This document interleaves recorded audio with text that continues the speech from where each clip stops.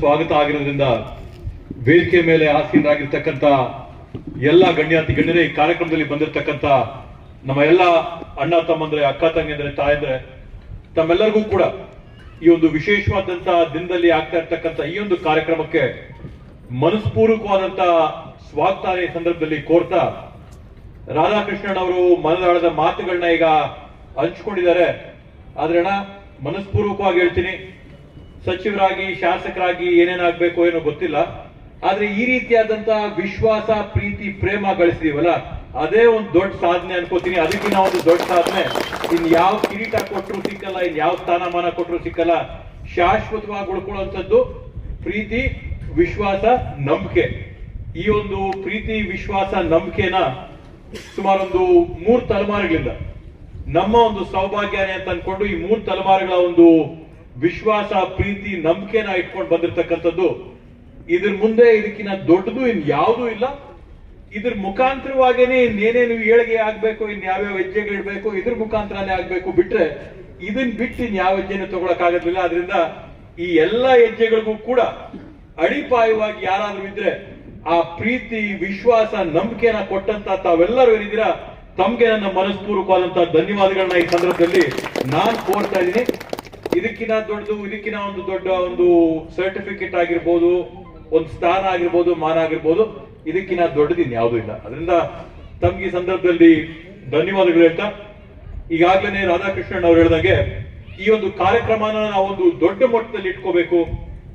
2 ಮಂತ್ರಿಗಳನ್ನ, ಮಾಜಿ ಏನು ನಮ್ಮ ರೂರಲ್ ಡೆವಲಪ್ಮೆಂಟ್ ಪಂಚಾಯತ್ ರಾಜ್ ಮಂತ್ರಿಗಳು ಪ್ರಿಯಾಂಕ್ ಖರ್ಗೆ ಸಾಹೇಬ್ರಿದ್ದಾಗ ಈ ಒಂದು ಕೆಲಸನ ನಾವು ಪ್ರಾರಂಭ ಮಾಡಿದ್ದು. ಈಗ ಈಶ್ವರ್ ಖಂಡ್ರೆ ಸಾಹೇಬ್ರೇನು ಮಂತ್ರಿಗಳಾಗಿದ್ದಾರೆ, ಅವರೆಲ್ಲರನ್ನೂ ಕರೆದು ಈ ಒಂದು ವಿಶೇಷವಾಗಿ ಮಾದರಿ ಆಗಿರ್ತಕ್ಕಂಥ ಈ ಒಂದು ಘಟಕನ ನಾವು ತೋರಿಸ್ಬೇಕು ಬೆಂಗಳೂರಿನ ಹೊರವಲಯಗಳಲ್ಲಿ. ಯಾಕಂದ್ರೆ ಈಗಾಗಲೇ ಹೇಳ್ದಂಗೆ ಇದು ನಗರ ಅಂತಾನೂ ನಾವು ಕನ್ಸಿಡರ್ ಮಾಡಕ್ಕಾಗಲ್ಲ, ಗ್ರಾಮ ಅಂತೂ ಕನ್ಸಿಡರ್ ಮಾಡಕ್ಕಾಗಲ್ಲ.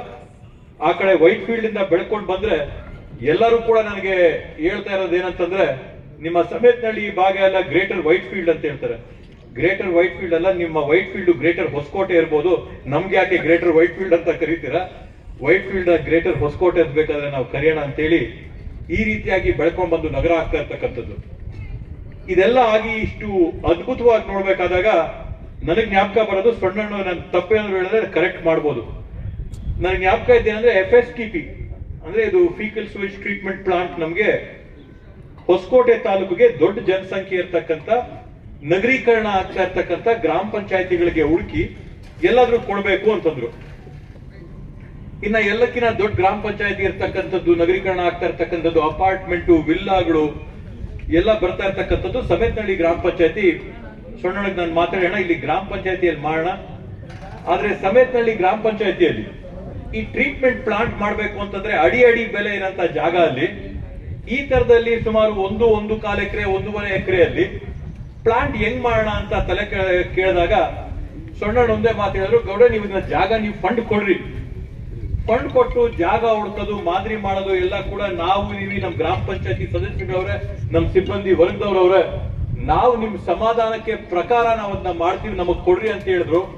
ಒಂದ್ ಮಾತು ಹೇಳ್ತೀನಿ, ಸಮಾಧಾನ ಅಲ್ಲ, ಸಮಾಧಾನ ಮೀರಿ ಇವತ್ತು ಕೆಲಸ ಆಗಿದೆ. ಆದ್ರಿಂದ ನಿಮ್ಮೆಲ್ಲರಿಗೂ ಕೂಡ ಜೋರಾದ ಚಪ್ಪಾಳೆ ಮುಖಾಂತರ ಒಂದು ಅಭಿನಂದನೆಗಳನ್ನ ಸಲ್ಲಿಸಬೇಕಾಗ್ತದೆ. ಯಾಕಂದ್ರೆ ನಿರೀಕ್ಷೆ ಏನಿತ್ತು, ನಿರೀಕ್ಷೆಗೂ ಕೂಡ ಮೀರಿ ಇವತ್ತು ಇಲ್ಲಿ ಕೆಲಸ ಆಗಿದೆ.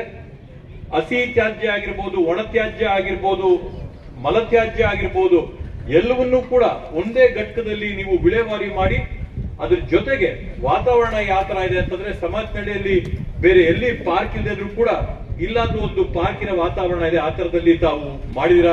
ತಮ್ಮೆಲ್ಲರಿಗೂ ಕೂಡ ಈ ಸಂದರ್ಭದಲ್ಲಿ ಅಭಿನಂದನೆಗಳನ್ನ ಸಲ್ಲಿಸ್ತಾ, ಏನ್ ಕಳೆದ ಒಂದು 2-2.5 ವರ್ಷದ ಅವಧಿಯಲ್ಲಿ ನಮ್ಮ ಹೊಸದಾಗಿ ಬಂದಂತ ಬಾಡಿ, ನಮ್ಮ ಕಾನಪ್ಪನವರ ಒಂದು ಅಧ್ಯಕ್ಷತೆಯಲ್ಲಿ ನಮ್ಮ ಎಲ್ಲ ಸದಸ್ಯರುಗಳ ಒಂದು ನೇತೃತ್ವದಲ್ಲಿ ನಡೀತಾ ಇರತಕ್ಕಂತ ಈ ಒಂದು ಗ್ರಾಮ ಪಂಚಾಯತಿಯ ಬಾಡಿ ಏನಿದೆ, ಎಲ್ಲಾ ಗ್ರಾಮಗಳಲ್ಲಿ ಸಮೇತನಹಳ್ಳಿ ಆಗಿರ್ಬೋದು, ತ್ರಿಮಶೆಟ್ಟಹಳ್ಳಿ ಆಗಿರ್ಬೋದು, ನಡವತ್ತಿ ಆಗಿರ್ಬೋದು, ಕೊಳ್ಳೂರು, ಮಲ್ಸಂದ್ರ ಎಲ್ಲಾ ಗ್ರಾಮಗಳಲ್ಲಿ ಕೂಡ ಎಲ್ಲ ಉತ್ತಮವಾದಂತಹ ಸೇವೆಯನ್ನ ಸಲ್ಲಿಸಿ ಇವತ್ತು ನಾವು ನೋಡಿದಂಗೆ ವೈಟ್ ಫೀಲ್ಡ್ಗೆ, ಚಂದ್ಸಂದ್ರಕ್ಕೆ, ಬೇರೆ ಬೇರೆ ಕಡೆಗೆ ಹೋದಾಗಿರ್ತಕ್ಕಂಥ ವಾತಾವರಣಕ್ಕೂ ಸಮೇತನಹಳ್ಳಿ ಗ್ರಾಮ ಪಂಚಾಯತಿಯಲ್ಲಿ ಇರ್ತಕ್ಕಂಥ ವಾತಾವರಣಕ್ಕೂ ಕೂಡ ಅಜಗಜಾಂತರ ವ್ಯತ್ಯಾಸ ಇರೋ ತರದಲ್ಲಿ ಈ ಒಂದು ಗ್ರಾಮ ಪಂಚಾಯತಿನ ತಾವೆಲ್ಲರೂ ಕೂಡ ನಡೆಸಿದೀರಾ.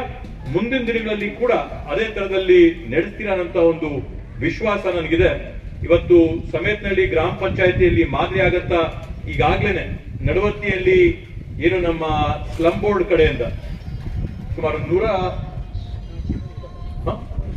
120 ಮನೆಗಳು ನಡವತ್ತಿಯಲ್ಲಿ 120 ಮನೆಗಳ ಕೆಲಸ ಈಗಾಗಲೇ ಪ್ರಾರಂಭ ಆಗಿದೆ. ನನ್ನ ಅಂದಾಜು ಫಸ್ಟ್ ಲೆವೆಲ್ ಮೋಲ್ಡ್ ಕೂಡ ಈಗಾಗಲೇ ಹಾಕಿರ್ಬೋದು. ಇವಾಗ ಆಗ್ತಾವ್ರೆ ಮೋಲ್ಡ್, ಇವಾಗ ಆಗ್ತಾವ್ರೆ ಫಸ್ಟ್ ಲೆವೆಲ್. ಸಮೇತನಹಳ್ಳಿಯಲ್ಲಿ ಕೂಡ ಕೆಲಸ ಶುರು ಮಾಡಬೇಕು. ಬಂದು ವೀಕ್ಷಣೆ ಮಾಡಿಕೊಂಡು ಸರ್ವೆ ಮಾಡ್ಕೊಂಡು ಹೋಗಿದ್ರೆ ಸರ್ವೆ ಮಾಡಿ ಅಲ್ಲಿ ಕೂಡ ಪ್ರಾರಂಭ ಆಗುತ್ತೆ. ನಾನ್ ತಮ್ಮಲ್ಲೆಲ್ಲ ಕೂಡ ಮನವಿ ಮಾಡೋಂಥದ್ದೇನೆಂದ್ರೆ ಅರ್ಹ ಫಲಾನುಭವಿಗಳು ಅರ್ಹರು ಯಾರವ್ರೆ ಅವ್ರನ್ನ ನೋಡಿ ಹುಡುಕಿ ಆಯ್ಕೆ ಮಾಡಿ ಕೊಡಿ. ಆಶ್ರಯ ಪಟ್ಟಿಗೆ ನಾನು ಆದಷ್ಟು ಬೇಗ ಅದನ್ನ ಕೊಟ್ಟು ಫಲಾನುಭವಿಗಳಿಗೆ ಅವರ ಹಕ್ಕನ್ನ ಕೂಡ ಕೊಡಂತ ಕೆಲಸನ ಮಾಡ್ಬೇಕಾಗಿದೆ. ಅದರಿಂದ ಆಯ್ಕೆ ಮಾಡೋಣ. ಬಂದಿರ್ತಕ್ಕಂಥ ಗ್ರಾಮ ಕಳೆದ 3 ವರ್ಷದಲ್ಲಿ ಯಾವ್ದಾದ್ರು ಇದ್ರೆ ಅದು ಬೋದ್ನಸಳ್ಳಿ ಗ್ರಾಮ. ಅದಕ್ಕೆ 3 ಕೋಟಿ, ಕೆರೆಗೆ 1 ಕೋಟಿ, ರೋಡ್ಗೆ, ಶಾಲೆ ಅಭಿವೃದ್ಧಿಗೆ. ರೋಡ್ ಆಗಿರೋದು ಯಾರು ಇವತ್ತು? 1 ಕೋಟಿ ಪೂಜೆ ಆಗದೆ, ಸ್ಕೂಲ್ ಬಿಲ್ಡಿಂಗ್ ಆಗದೆ, ಕೆರೆ ಆಗದೆ, ಕಾಂಕ್ರೀಟ್ಗಳಾಗವೆ, ಎಲ್ಲ ಆಗದೆ. ಇವತ್ತು ಬೋದ್ನಹಳ್ಳಿ ಗ್ರಾಮ ಅಭಿವೃದ್ಧಿ ಆಗ, ಇನ್ನೂ ಅಭಿವೃದ್ಧಿ ಆಗ್ಲಿ. ಅದಕ್ಕೆ ಏನೇನ್ ಬೇಕು ಮಾಡೋಣ ಅಂತ ಹೇಳ್ತಾ ಇವತ್ತಂತದ್ದು ನಮ್ಮ ಕೊರಡೂರು ರೈಲ್ವೆ ಬ್ರಿಡ್ಜ್ ಏನಿದೆ ಇವತ್ತು, ಈಗ ಆ ರೈಲ್ವೆ ಬ್ರಿಡ್ಜ್ ನ ಏನಾಗಿತ್ತು ಅಂತ ತಮ್ಮೆಲ್ಲರಿಗೂ ಈಗಾಗಲೇ ಗೊತ್ತಿದೆ. ಕೇಂದ್ರ ಸರ್ಕಾರ, ರಾಜ್ಯ ಸರ್ಕಾರಗಳ ಸಹಪಾಲುಗಳಲ್ಲಿ ಈ ಒಂದು ಅಭಿವೃದ್ಧಿ ಆಗ್ಬೇಕಾದಂತ ಬ್ರಿಡ್ಜ್ಗೆ ಕೇಂದ್ರ ಸರ್ಕಾರ ಆಗ್ತಂತ ಕೆಲವೊಂದು ನಿಬಂಧನೆಗಳಿಂದ, ಅವ್ರು ಆಗ್ತಂತ ಕೆಲವೊಂದು ಕಂಡೀಷನ್ಗಳಿಂದ ಇವತ್ತೇನಾಯ್ತು, ರಾಜ್ಯ ಸರ್ಕಾರ ತನ್ನ ಹಣನ ಪೂರ್ತಿ ಪಾವತಿ ಮಾಡಿದ್ರು ಕೂಡ ಆ ಪ್ರಾಜೆಕ್ಟ್ ನ ಡಿಸ್ಕೋಪ್ ಮಾಡಿ ಮತ್ತೊಮ್ಮೆ ಟೆಂಡರ್ ಆಗಂತ ಒಂದು ಪ್ರಕ್ರಿಯೆ ಆಗಿದೆ.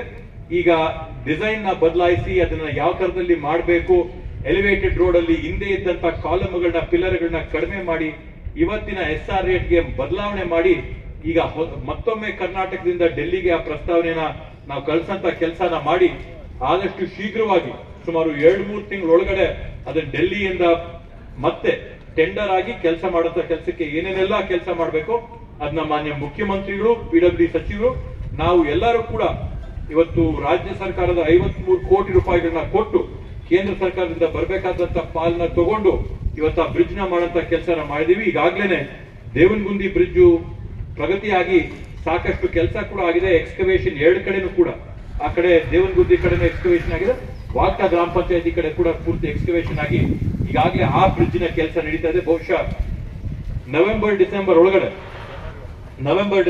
ಅಂದ್ರೆ ಈ ವರ್ಷ ಮುಗಿಯೋದ್ರೊಳಗಡೆ, ಈ ವರ್ಷದ ಅಂತ್ಯದೊಳಗಡೆ ಆ ಬ್ರಿಡ್ಜ್ ನ ಓಪನ್ ಮಾಡ್ತೀವಿ. ಆ ಬ್ರಿಡ್ಜ್ ನ ಓಪನ್ ಮಾಡ್ತಾ ಇದ್ದಂಗೆನೆ ಇಲ್ಲಿ ಕೂಡ ಕೊರಳೂರು ಬ್ರಿಡ್ಜ್ ನ ಕೈ ತಗೊಂಡು ಏನ್ ಕೆಲಸ ಮಾಡ್ಬೇಕೋ ಮಾಡ್ತಾ ಇದೀವಿ. ಈಗಾಗಲೇ ನಮ್ಮ ಆರಕ್ಷಕ ಠಾಣೆ ಕಡೆಯಿಂದ ಅಲ್ಲೆಲ್ಲ ಡಿವೈಡರ್ ಹಾಕಿ, ಮೀಡಿಯನ್ ಹಾಕಿ, ಪೊಲೀಸ್ ನ ಬಿಟ್ಟು ಅಲ್ಲಿ ಯಾವ ತರ CCTV ಹಾಕಿ ಯಾವ ತರ ಅಲ್ಲಿ ಟ್ರಾಫಿಕ್ ನ ಕಂಟ್ರೋಲ್ ಮಾಡ್ಬೇಕು, ಆ ಟ್ರಾಫಿಕ್ ಕಂಟ್ರೋಲ್ಗೆ ಎಲ್ಲಾ ಮುಂಜಾಗ್ರತೆಯ ಕ್ರಮಗಳನ್ನ ಈಗಾಗಲೇ ತಗೊಂಡಿದೀವಿ. ಅದ್ರ ಜೊತೆಗೆ ಏನು ಫ್ಲೈಓವರ್ ನ ಮಾಡ್ಬೇಕು ಅದನ್ನು ಕೂಡ ಮಾಡ್ತೀವಿ. ಮತ್ತೆ ಈ ಕಾರ್ಯಕ್ರಮ ಮುಗಿತಾ ಇದ್ದಂಗೆನೆ ನಮ್ಮ ನಡವತ್ತಿ ಗ್ರಾಮದಲ್ಲಿ ಬಾಬಾ ಸಾಹೇಬ್ ಅಂಬೇಡ್ಕರ್ ಅವರ ಭವನನ ನೂತನವಾಗಿ ನಾವು ಅದನ್ನೆಲ್ಲ ಕೂಡ ದುರಸ್ತಿ ಮಾಡಿ ಮುಂದೆಗಡೆ ಟೈಲ್ ಹಾಕಿ ಮಾದರಿಯಾಗಿ ಅದನ್ನ ಅಭಿವೃದ್ಧಿ ಮಾಡಿ ಇವತ್ತು ಆ ಒಂದು ಭವನದ ಆವರಣದಲ್ಲಿ ಬಾಬಾ ಸಾಹೇಬ್ ಅಂಬೇಡ್ಕರ್ ಅವರ ಒಂದು ಕಂಚಿನ ಪುತ್ಥಳಿನ ಅನಾವರಣ ಮಾಡಂತ ಕಾಮಗಾರಿ ಕೂಡ ಇದೆ. ಆ ಕಾಮಗಾರಿಗೂ ಕೂಡ ಇವತ್ತು ನಾವು ಲೋಕಾರ್ಪಣೆ ಮಾಡಂತದಿದೆ. ಅದರಿಂದ ಅಲ್ಲಿ ಮುಂದುವರೆದ ಕಾರ್ಯಕ್ರಮ ಇದೆ. ಇವತ್ತು ಈಗಾಗಲೇ ಹೇಳ್ದಂಗೆ ಏನಿದ್ದು ಕಸನ ಮಾನಿಟರ್ ಮಾಡೋದಕ್ಕೆ ಮತ್ತೆ ಟ್ರಾಫಿಕ್ ನ ಮಾನಿಟರ್ ಮಾಡೋಕೆ, black spots, traffic black spot ಎಲ್ಲಿದೆ, ಕಸ ಬ್ಲಾಕ್ ಸ್ಪಾಟ್ ಎಲ್ಲಿದೆ, ಎರಡನ್ನೂ ಕೂಡ ನಿಗಾಗೆ ಇಡೋದಕ್ಕೆ ಸುಮಾರು 20 ಕಡೆ CCTV ಕ್ಯಾಮೆರಾಗಳನ್ನ ಅಳವಡಿಸಿ ಸುಮಾರು ಒಂದು 80 ಲಕ್ಷ ರೂಪಾಯಿಗಳ ವೆಚ್ಚದಲ್ಲಿ ಈ ಒಂದು ಕಂಟ್ರೋಲ್ ರೂಮ್, ಗ್ರಾಮ ಪಂಚಾಯತಿಯಲ್ಲಿ ಕಸ ವಿಲೇವಾರಿ ಮತ್ತೆ ಕಸನ ಒಂದು ನಿರ್ವಹಣೆ ಮಾಡೋದಕ್ಕೋಸ್ಕರ ಒಂದು ಕಂಟ್ರೋಲ್ ರೂಮು, ಮತ್ತೆ ಪೊಲೀಸ್ ಇಲಾಖೆಯ ವತಿಯಿಂದ ಟ್ರಾಫಿಕ್ ನ ಕಂಟ್ರೋಲ್ ಮಾಡಿ, ಟ್ರಾಫಿಕ್ ಮಾನಿಟರಿಂಗ್ ಮಾಡಿ, ಕ್ರೈಮ್ ನ ಕಂಟ್ರೋಲ್ ಮಾಡಕ್ಕೆ ಪೊಲೀಸ್ ಕಂಟ್ರೋಲ್ ರೂಮ್ 2 ಈ ಗ್ರಾಮ ಪಂಚಾಯತಿಯಲ್ಲಿ ಮಾದರಿ ಆಗಿದೆ. ಅದರಿಂದ ಅವರಿಗೆ ಅಭಿನಂದನೆಗಳನ್ನ ಈ ಸಂದರ್ಭದಲ್ಲಿ ನಾನು ಸಲ್ಲಿಸಕ್ಕೆ ಬಯಸ್ತೇನೆ.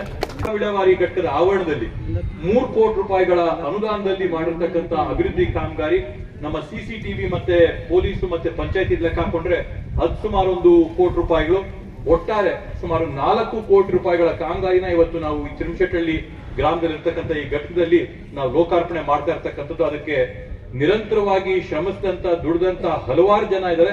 ಒಬ್ಬೊಬ್ಬರ ಹೆಸರು ಹೇಳಿದ್ರೆ ಬಹುಶಃ ತಪ್ಪಾಗುತ್ತೆ. ಅದರಿಂದ ಆ ಎಲ್ಲ ಯಾರ್ಯಾರೆಲ್ಲ ದುಡಿದಾರೆ ಅವರೆಲ್ಲರಿಗೂ ಕೂಡ ಜೋರಾದ ಚಪ್ಪಾಳೆ ಮುಖಾಂತರ ಒಂದು ಅಭಿನಂದನೆಗಳನ್ನ ಸಲ್ಲಿಸಬೇಕು ಅಂತ ಈ ಸಂದರ್ಭದಲ್ಲಿ ಹೇಳ್ತಾ, ಈ ಒಂದು ಕಾರ್ಯಕ್ರಮಕ್ಕೆ ನಮ್ಮನ್ನ ಕರೆಮಾಡ್ಕೊಂಡಿದ್ದೀರಾ ತಮ್ಮೆಲ್ಲರನ್ನೂ ಉದ್ದೇಶಿಸಿ ಮಾತಾಡೋ ಅವಕಾಶ ಮಾಡಿಕೊಟ್ಟಂತ ಎಲ್ಲರಿಗೂ ಮತ್ತೊಮ್ಮೆ ಧನ್ಯವಾದಗಳು ಹೇಳ್ತಾ, ನಿಮ್ಮ ಪ್ರೀತಿ, ವಿಶ್ವಾಸ, ನಂಬಿಕೆಗೆ ಚಿರಋಣಿಯಾಗಿರ್ತೀನಿ ಅಂತ ಹೇಳಿ, ಸೊಣ್ಣಣ್ಣವರು ಈ ಭಾಗದಲ್ಲಿ ಸಾಕಷ್ಟು ಕೆಲಸಗಳ ಬಗ್ಗೆ ವಿಶೇಷವಾದಂತಹ ಕಾಳಜಿನ ತಗೊಂಡಿದ್ದಾರೆ.